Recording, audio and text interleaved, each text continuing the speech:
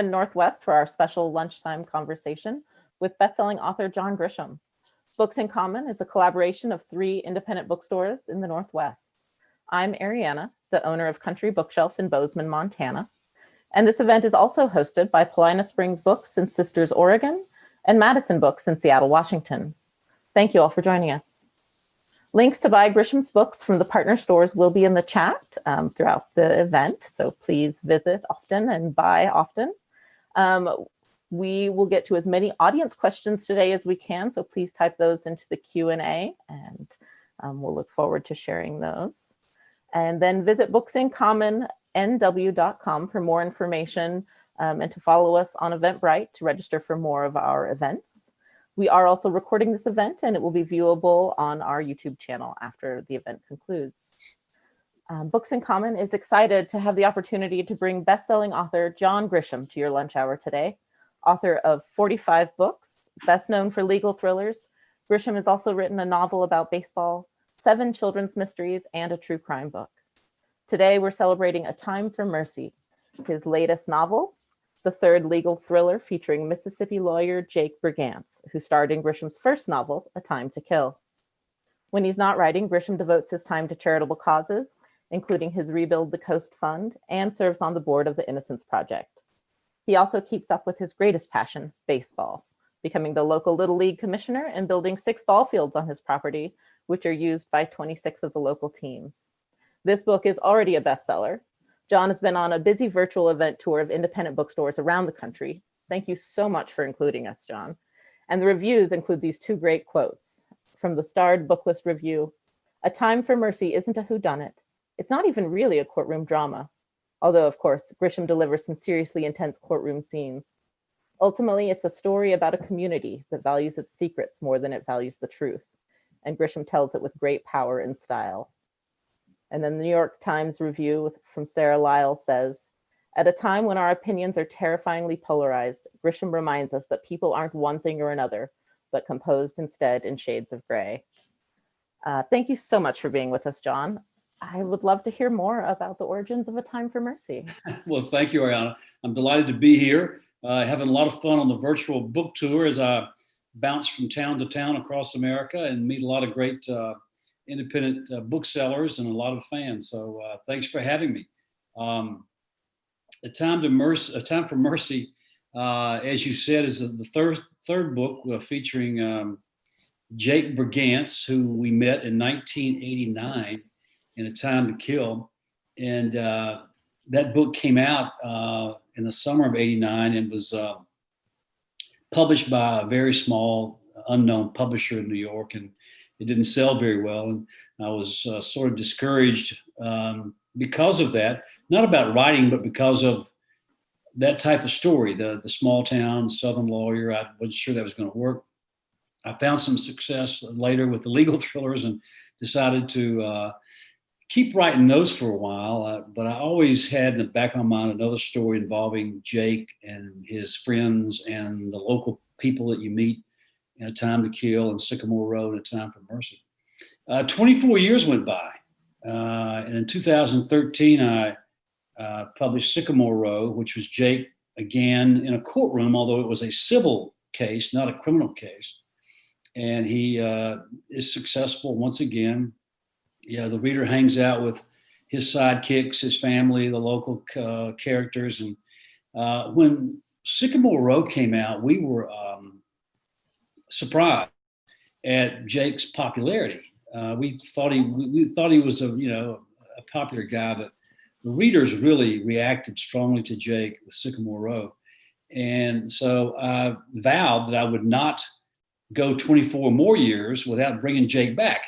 And I started looking for a story, and I found one in A Time for Mercy, and found it a couple of years ago, and I knew it would be the right case for Jake. It's once again an unpopular client, a sensational murder, the killing of a deputy sheriff who's off duty by a 16-year-old kid. And Jake at first does not want the case. Unlike A Time to Kill, the Carl Lee Haley trial was something Jake really wanted because he wanted to be in the courtroom in the biggest trial in the history of the county. He wanted to be in the center of it. Didn't make any money. And when we meet Jake in A Time for Mercy, he's still not made any money. No. The debts are piling up. But he did not want to defend Drew Gamble, this 16-year-old kid, because he knew it was a very unpopular case, and he knew that the town would not think highly of him, and that's what happens. So yeah, that was something that really struck me, is that Jake is a complicated enough character that he's not just pure and selfless, and he finds himself in this difficult situation where he's basically been forced to take on this client. And this book deals with so many big issues, so many compelling characters. A list of them is just a list of so many major social issues of our time, everything from domestic violence to juvenile offenders and the death penalty, problems with law enforcement, rape, poverty, racism, religion, the politicization of the judicial process, just to name a few. Is there anything that you, are there any topics that you avoid? I'm curious. Well, yeah, sure. I guess I avoid a lot of them. In the past 15 years, I've written a lot about wrongful convictions and the number of innocent people who are in prison and our efforts to get them out. And I didn't really touch on that much in this book. The big issue in A Time for Mercy is, what are we supposed to do with teenage killers, kids who pull the trigger, and the victim is just as dead, regardless of the age of the gunman? It doesn't matter that crime has been committed, but what is the fair way to treat kids? I picked 1990 to set the story in 1990. Some context: Time to Kill, that trial took place in 1985. Sycamore Row was 1987. This is 1990. So it's 30 years ago. And I chose that time period because I wanted to use it, because back then, that was the last year I practiced law. And back then it was not uncommon in the death states, the death penalty states, the death belt as we call it, to put teenagers on trial for capital murder, where the death penalty is at stake. And that was not unusual. You can't do it now. The Supreme Court intervened about 10 years ago, and said it was a violation of the constitutional right to try a kid for capital murder, and also to sentence a kid to life without parole. But that's a death sentence. So the law has changed. That's why I picked 1990, because I wanted to explore this issue of, what do you do with this kid? What do you do with a troubled kid who was abused, who's traumatized, who never had much of a chance in life, who thought he was in danger, thought his mother was in danger, thought his family was in danger, and he pulled the trigger? What's the fair punishment? I didn't resolve the issue because I don't know the answer. I'm still searching for it. Yeah, I thought that was a really interesting way. We won't talk about the end of the book, but that there are no easy answers here.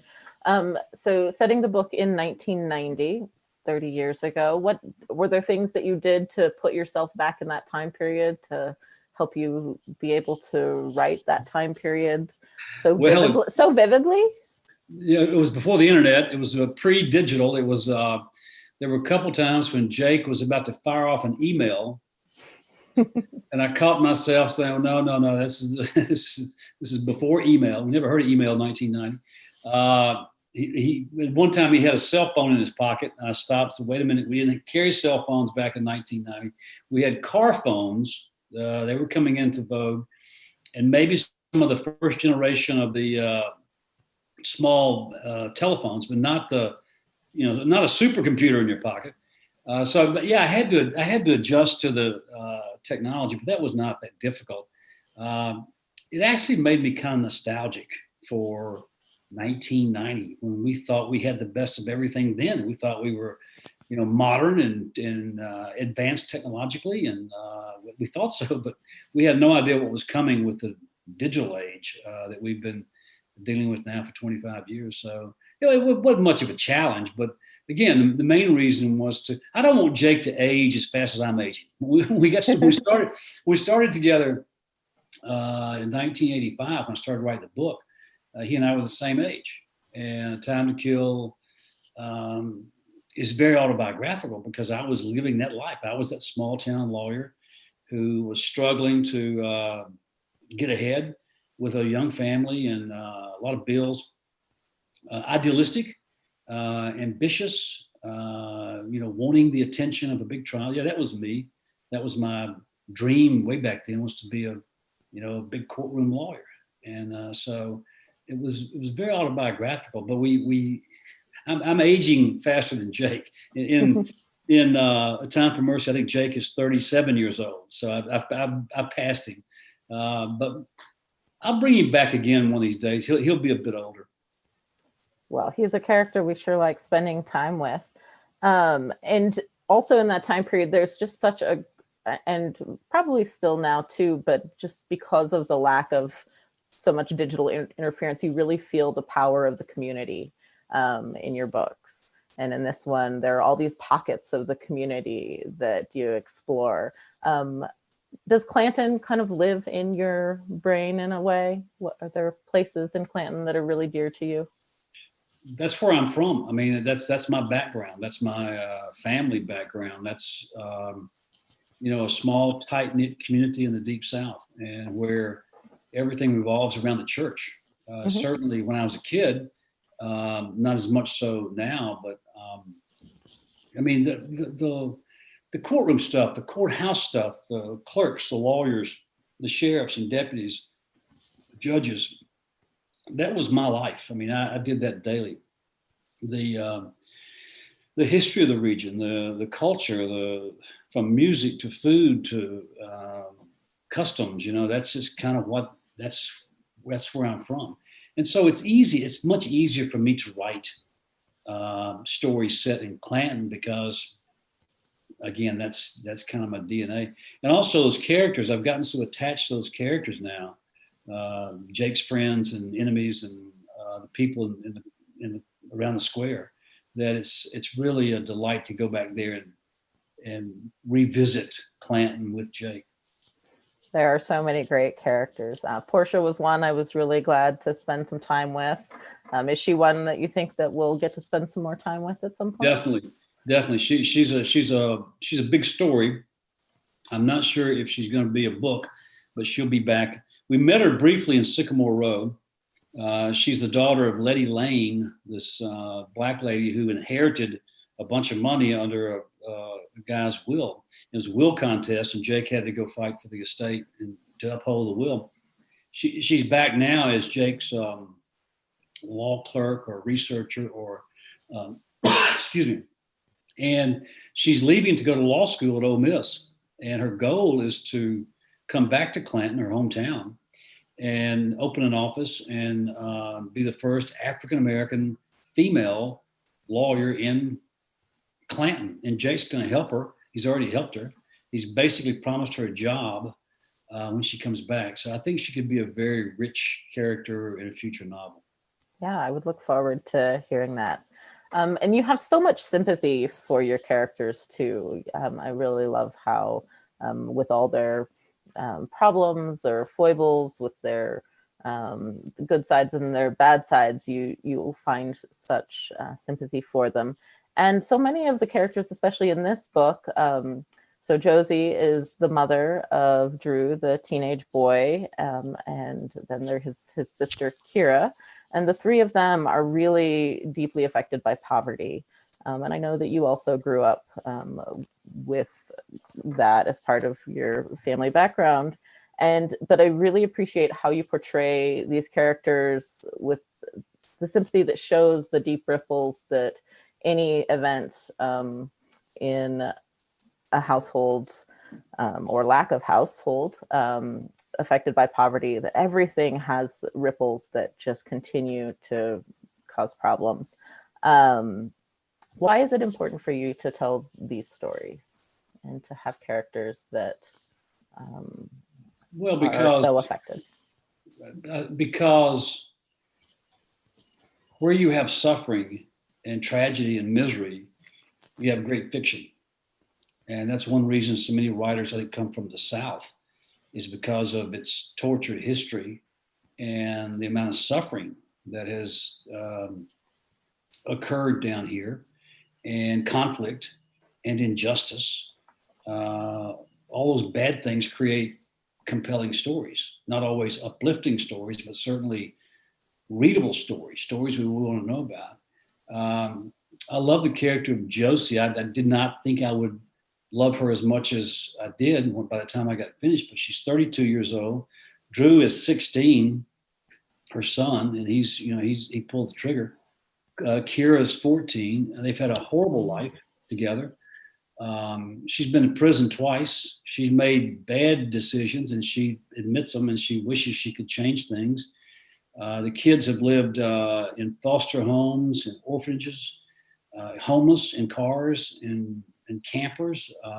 The family kicked her out a long time ago. They've had a horrible, terrible life, yet she has a certain amount of dignity in that she wants to keep her kids together as a family.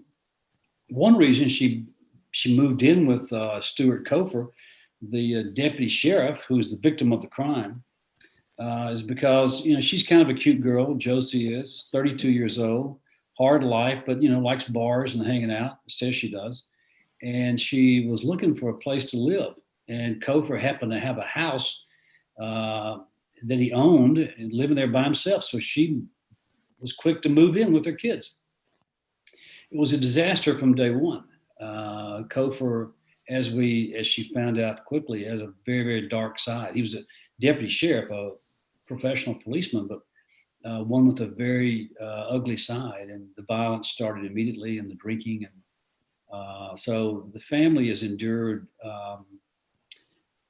a tremendous amount of hardship, and it makes you more and more sympathetic for Drew when he finally, after a very bad night, he thought his mother had been killed by Stuart Cofer, and he thought they were still in danger, so he got the gun and pulled the trigger.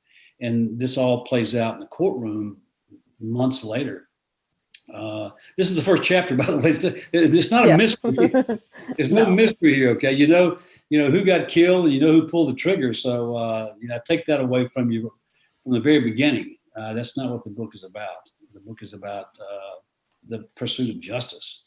But yeah, I mean, I like reading. I like writing about people who are down and out. I like when I was a young lawyer, I realized quickly that my clients were not going to be big banks and insurance companies and wealthy companies, wealthy people. My clients were working people, poor people, injured people, people in trouble, and they came to my office looking for help. And right off the bat, I knew I was not going to be a successful lawyer because I couldn't say no. I couldn't say no to people who couldn't pay me. So a lot of my work was for free, but I had a big heart, and I tried to help people who needed help, people who deserved help.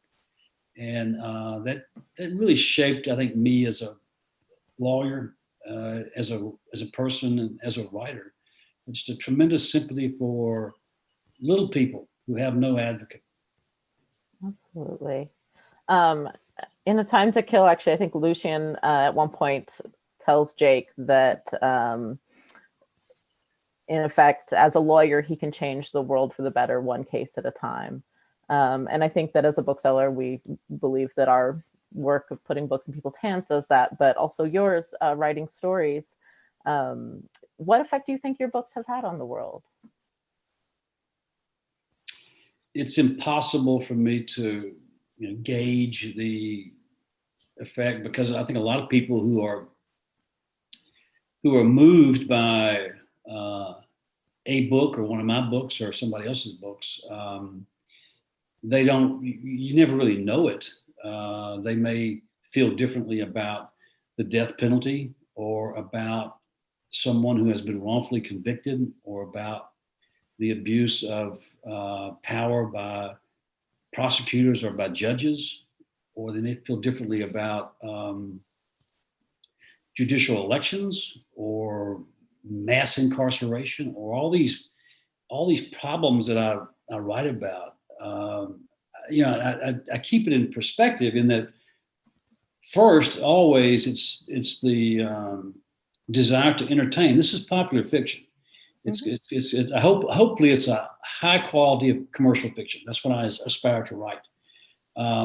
But also, I think the better books are ones where I take an issue, any of the things I just mentioned, and manage to craft and weave a suspenseful story around the issue. And so the reader is suddenly aware of something that maybe he or she was not aware of before. And may change the way they think about something. I don't know. But I can't measure the impact that these books have. I don't think it's great because we're still a nation of people who, for the most part, don't read. I mean, I wish we read more, but we don't read a lot more. And so I think a strong movie or a strong song can have more of an impact. But I can't really worry about that. I'm just trying to write the best book I can.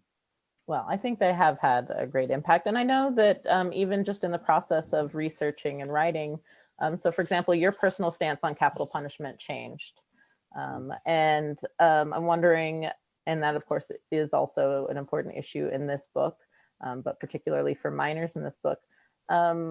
Would you talk about how that change came about and if there have been other shifts in your thinking that have come about because of your research or writing? Sure, happy to. Each book is an adventure. I learn a lot with each book because I have to do the research to tell the story, and I want the factual or legal underpinnings to be correct. So I'll do what research I have to do, and I'm amazed every time I write a book at what I learn. Doing my research. In 1994, I was writing a book called The Chamber, and it's set on death row in Mississippi. An aging Ku Klux Klansman is about to be executed for bombing the office of a radical Jewish lawyer in Mississippi. And the bomb went off at the wrong time and killed two of his kids. And based on stuff that really happened in the late 60s in Mississippi. And so this guy's on death row, been on death row for a long time.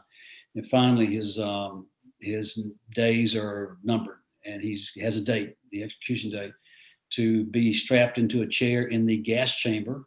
And it was before lethal injection. This is the old-fashioned gas chamber. And so to research the book, I went to the state penitentiary in Mississippi many times and got to know everybody there. Not everybody. A lot of the inmates, a lot of the condemned men, the guards, the administrators. I spent half a day one time with the executioner as he showed me how he mixed his chemicals and the pipes they go through. And, it's morbid. It's depressing, but it's also fascinating. And so I was almost done with the book, and my last visit to death row in Mississippi, and I was with the chaplain, a retired Baptist minister who was the full-time chaplain at the prison or on death row. And we were in the holding room. The holding room is a small, dark cell where they keep the condemned man before he walks next door to the execution room or the death room. This is his last spot he can visit with anybody. And the last person he talks to is the chaplain. His lawyer's gone. He's seen his family hours earlier. All the appeals have run. There's no hope. And so the condemned man sits on a bunk with the chaplain across from him. And the chaplain will talk about anything, but he wants to see if the guy would like to pray, to talk about, well, what do you talk about with a man who's going to be dead in 20 minutes? And we were walking through that. He was telling me stories of some of the men he had sat with before they were executed. And it was a dark, damp room, like in a dungeon. And it was very moving. And at one point he talked about Christianity and the teachings of Jesus. And he asked me if I was a Christian. I said, I am. He said, do you think Jesus approves of this? And I could not say yes. I could not. I said, no, I don't think so. He said, this is not what Jesus taught. And I said, I think you're right. And he asked me a question I thought about 1,000 times since then. He said, we can all agree that killing is wrong. So if it's wrong, why is the state allowed to kill? And again, I had no answer for that. And that was a big change for me because my entire life I had never really thought about the death penalty, except I was in favor of it, as is true throughout the South. Mm-hmm. Still, the majority of the people in this country favor capital punishment. And I think 35 states still have it. But that was a moment when I flipped and I said, this is not right. There's so many things wrong with the way we do the death penalty anyway, but state-sponsored killing is something we should not tolerate. Absolutely. And you also, in your philanthropic work, you are on the board of the Innocence Project, correct? I have been for about 15 years, yeah. Oh my gosh. I would love to hear about how passionate you are about that work. Well, in 2004, for some reason, launched this project to write a nonfiction book about an inmate in Oklahoma who was my age, my race, my religion, my background, everything, from a small town in Oklahoma, who was sent to death row for a murder he knew nothing about and came within 5 days of being executed in the early 1990s in Oklahoma. And he went crazy on death. He went insane on death row. And he was a mess of a person. He died. He got out. He got a good lawyer, and they tested his DNA. And anyway, the crime was solved. He got out in 1999. His name is Ron Williamson, and he basically drank himself to death in about 5 years. And he died in 2004. I had never heard of him. I saw his obituary one morning in the New York Times. And there was a picture of Ron standing in court the day he was exonerated. And completely innocent. And so I had his obituary. And I took off to Oklahoma to track down the story because I was so moved by his obituary. And so I wrote the book. It took me a long time to do the research and write the book. And it was a great adventure. But it also chewed up 2 years of the clock. And I don't like to work that hard writing novels. And so the book came out, The Innocent Man, in 2006. And the Innocence Project in New York asked me to serve on the board. And I said, sure. And I'm still a member. There are about 50 Innocence Projects all over the country. Most of them are attached to a law school somewhere. There's no national franchise. There's no national organization. There's a network, but the big Innocence Project is the one in New York City, and we litigate coast to coast and litigate every day to get innocent people out of prison. We believe that guilty people should go to prison, innocent people should not. It's that simple. And we also push a lot of policy initiatives on state legislatures and try to change laws that would make wrongful convictions very hard to come by. So yeah, it's not a full-time job, but it's a great board to serve on. And it's one of those nonprofits where we're all so committed to the work that nobody wants to get off the board, which is I've never seen before in a nonprofit. That's fantastic. Is there anything that could ever compel you to get back in the courtroom? Not voluntarily. If I got sued and got dragged in, or if I kill somebody, I guess I'd have to go, but never voluntarily. No, not as legal counsel again. No. And so you said you spent 2 years writing The Innocent Man, but in general, you keep to about a book or more a year. Can you talk to us about how you do that and what your writing process is like, how you keep all these characters alive in your brain? Well, there's always a bunch of stories rattling around. Most of them don't really stick.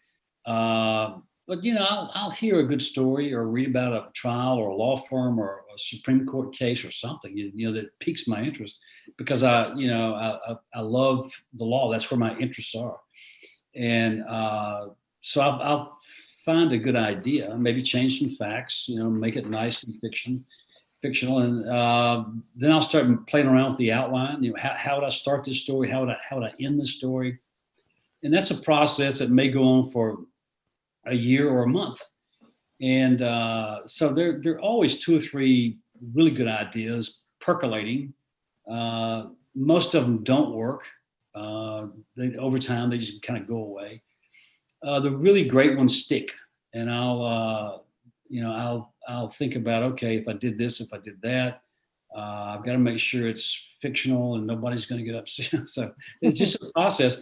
And then I make myself on January the 1st of every year, I make myself start a new novel. And the goal is to finish by July the 1st, so 6 months, which, does not sound like much time, but when I'm writing, it's 5 days a week, 4 or 5 hours each morning, 1,000 words a day, sometimes 2,000 words a day. And it's amazing how quickly the pages pile up. And before you know, I do a lot of writing in January, February, and March because the weather's not great, not much going on.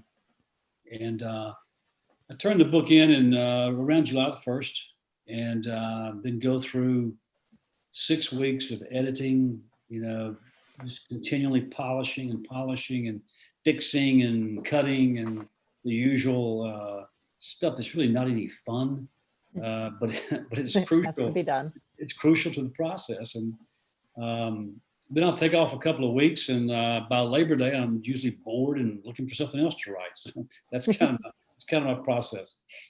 Has the pandemic affected your writing?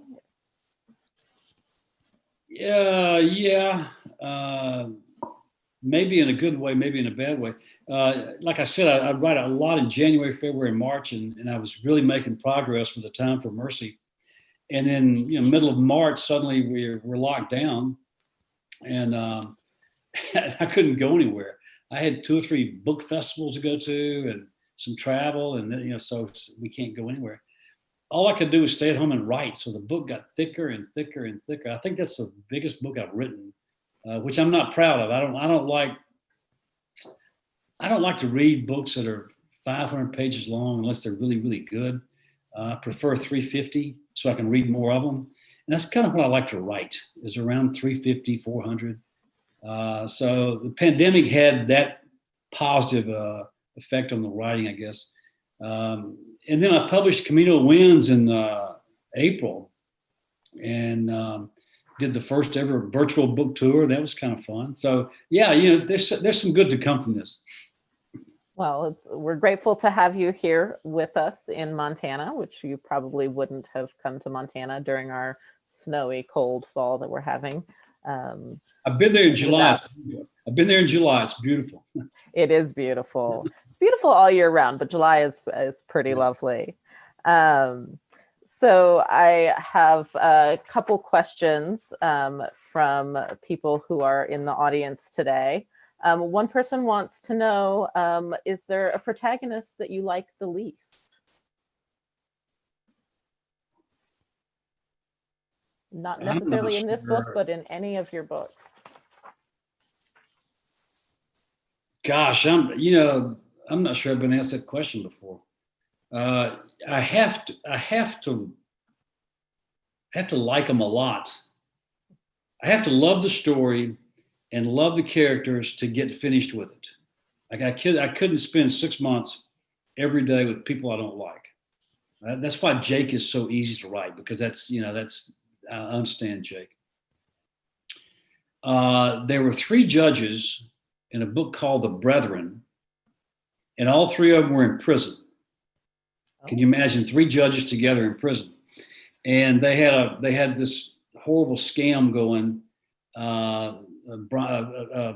bilking people out of money. I wasn't crazy about those guys. Who is my other least favorite hero? There aren't many, because I have to love my heroes. And you still usually love them by the end of the book too, then. Yes, I'm tired of them by the end of the book, That's fair. but I have to love them to get that far. Very good. We have one, Mr. Grisham, hi from the UK. Have you any advice for people from other countries who want to write police procedurals or lawyer books based in the USA? Police procedurals are tough if you're not a cop, or if you don't have some background in law enforcement. I mean, you really got to have some down in the street, nitty gritty experience on the beat, dealing with criminals to know how to write that stuff. I love to read them. Advice, I would read a lot of Ian Rankin's books. He's a Scottish guy. I love his books. Tana French is an Irish lady who is writing really good procedurals and selling a lot of books. As far as it's kind of the same with lawyers. It's difficult to write believable legal thrillers or courtroom dramas if you don't know the material. I would never try. I can't imagine trying to write a book about a scientist or an engineer or a doctor, because I know my brain doesn't work in those areas. Even in school, I could not grasp the basics of chemistry and biology. I just had no interest. I love history and literature and things like that. It would be very difficult for me to write a book about architects. I could do it, but it would take a ton of research. And a lot of writers don't do the research. If I'm reading a legal thriller, I can tell you within 10 pages if the writer is a lawyer. There's so many things, there's so many clues. Now, most readers don't know that.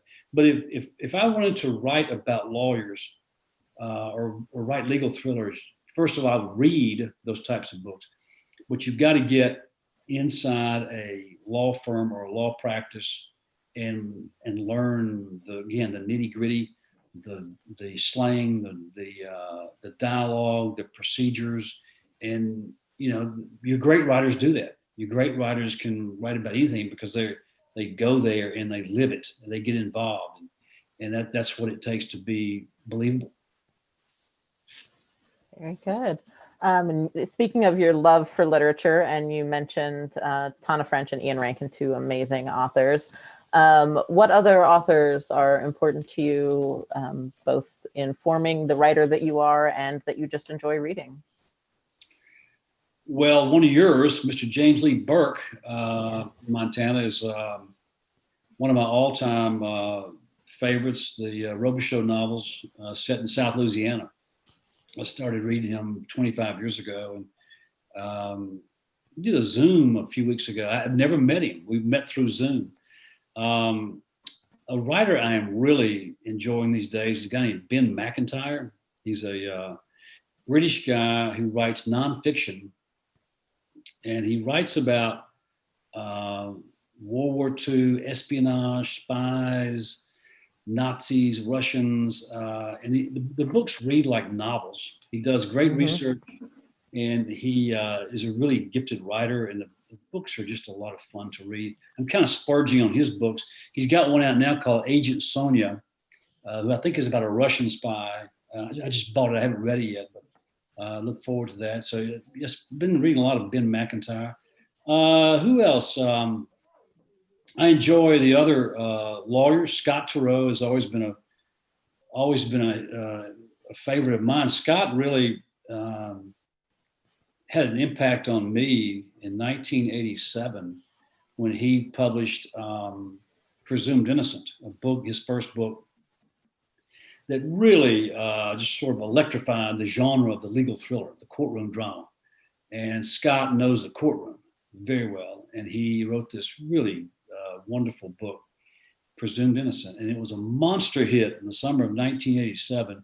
I was struggling to finish A Time to Kill and had no idea what I was doing, what I was going to do with it when I finished it. And I remember being so inspired by Scott's success, and so envious too, that I hustled up and I finished A Time to Kill and got serious about trying to get it published.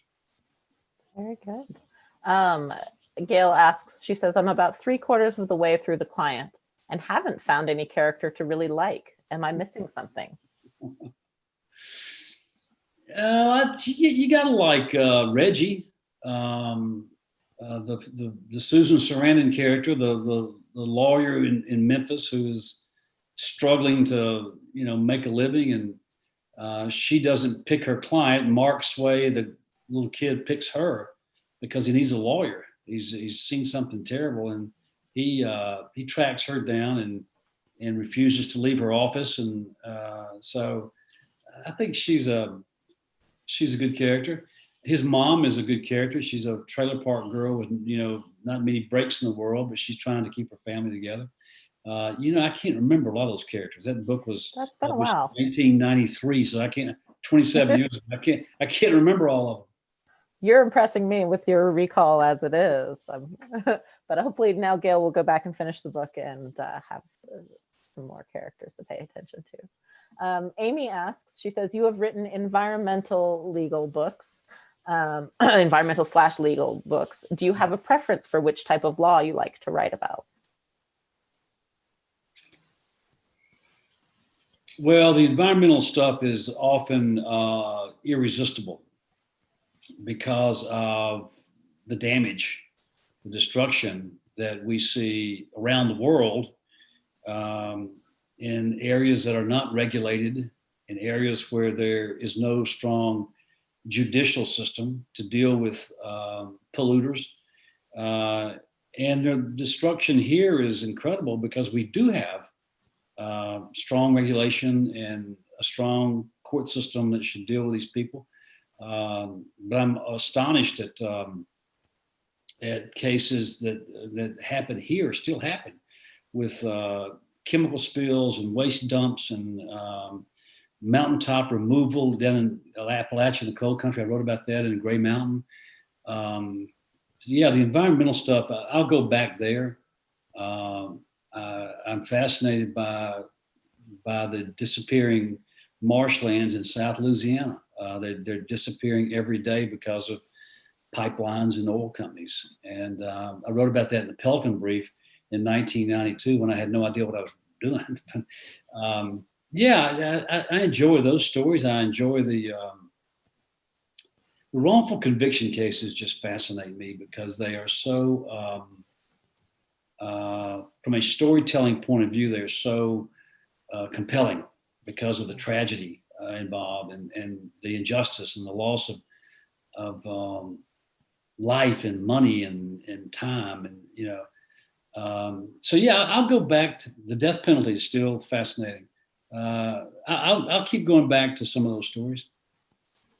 Well, and Amy follows up just with an encouragement. She just says, don't underestimate the influence of your books. She said, the chamber helped me to understand the issues of the death penalty, as well as your later book, The Guardian. So you have made a big difference, I think, for a lot of people. Thank you.